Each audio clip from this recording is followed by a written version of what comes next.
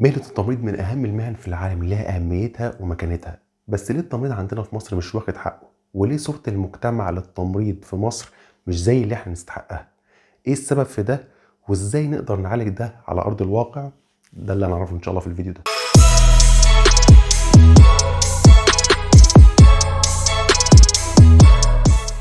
مهنة التمريض من أكتر 5 مهن مطلوبين على مواقع الهجرة في كل دول العالم، وده لأسباب كتيرة. نتيجة مثلا تنوع تخصصاتها، وإن كل تخصص له كارير باثوي أنت ممكن تمشي وتترقى فيه.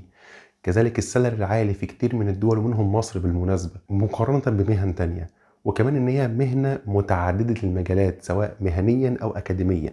اكاديميا زمان كان في مثلا اللي هو الدبلومات بس، لا دلوقتي التمريض اتطور جدا على المستوى الاكاديمي، بقى إن ممكن تحضر ماجستير ودكتوراه وكمان زمالات ودبلومات في مجالات كتير. وكمان على المستوى المهني في تنوع، انت بس مش بتشتغل بيت سايد نيرس او جنب المريض، لا في اكتر من 6 مهن انت ممكن تشتغلها غير البيت سايد نيرس. وما تلاقيش شخصيه فاهمه في المجال الطبي الا ويكون عارفه قيمه واهميه التمريض، وعارفه ان هو كمان مظلوم عندنا في مصر. التمريض في مصر كان مظلومين جدا لأنهم مش واخدين حقوقهم، أو الناس مش عارفة هم ليه هم مهمين قد إيه زي ما في بره. طب ليه احنا مش واخدين حقنا في مصر؟ وليه صوره المجتمع دي عندنا في مصر؟ اسباب كتيره قوي، من ضمنها ممكن يكون الاعلام على سبيل المثال، ان هو دايما يطلع التمريض دي ست ان هي بتتكلم بطريقه مش كويسه، او دايما بتاخد فلوس من الناس. بس الطبيعي ان كل مهنه فيها الكويس وفيها الوحش، والاعلام لازم يظهر الاتنين. بس للاسف عندنا في مصر الاعلام بيظهر الجانب الوحش بس من المهنه. تاني سبب في الصوره الغلط دي الاكاديميات الخاصه. الناس دي يا جماعه بتوصل صوره غلط للناس عن التمريض، ان هم بيجيبوا اي واحد يعشموه ان انت تشتغل تمريض زيك زي اللي متخرج من كليه او معهد بالظبط، وهتشتغل في ارقى المستشفيات وكلام كبير كده.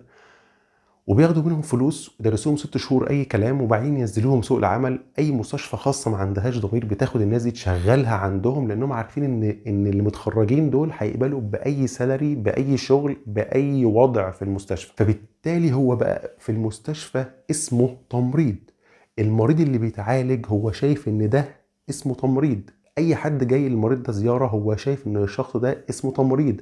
حتى الدكتور اللي بيتعامل مع اللي اسمه تمريض ده هو فاكر ان هو ده تمريض، بقله علمه بقله خبرته فاكر ان هو ده تمريض. فبالتالي المجتمع اللي متمثل في المريض او في اللي جاي له زياره او حتى في زمايله في الفريق الدكتور، كل ده اسمه المجتمع، بيوصل لهم ان ده هو التمريض. وللاسف الاكاديميات دي بتوصل للناس ان التمريض عباره عن حرفه او صنعه يتعلمها في 6 شهور ويطلع يشتغلها. والتمريض مش كده خالص، التمريض ذو علم، مهنه علميه، لازم تكون ابديتد بكل النولج عشان تبقى على قدر من المسؤوليه اللي اتحط قدامك. الاعلام والاكاديميات مش كل المشكله، هم جزء من المشكله، ولكن السبب الرئيسي اللي انا جاي اتكلم فيه النهارده واللي فعلا يهمني واللي انا شايف ان انا اقدر اغيره انا وزمايلي هو التمريض نفسه. الشخص اللي بيتخرج وبيشتغل وبيطورش من نفسه ولا معلوماته، مفيش مجتمع هيديك الصورة اللي انت تستحقها غير لما انت تبقى عندك معلومة وخبرة وواثق من نفسك، غير لما تبقى knowledgeable. للأسف نسبة كبيرة قوي من التمريض عندنا في مصر بيتخرج وبيلاقي شغل على طول، ودي زي ما هي ميزة زي ما برضو عيب، لان هو بيتخرج بيلاقي الشغل جاهز، فبالتالي ما بيحتاجش قوي ان هو يدور في معلومه طالما شغل جاهز هيقرا ليه. فعلى مدار الوقت بيهمل الجانب العلمي ده من دماغه، وطول ما هو شغال بيبدا يشغال بدون وعي بدون عقل بدون معلومه، فيبدا يتحول لآلة عارف هو بيشتغل ايه بالظبط بس بدون معلومه. بالتالي بقى مدي صوره للناس والمجتمع انه ما عندوش معلومه. ده كمان زمايله في الفريق، يعني الدكتور دلوقتي يا جماعه المفروض ان هو يشارك خطته العلاجيه مع التمريض، ده دلوقتي ما ده مش بيحصل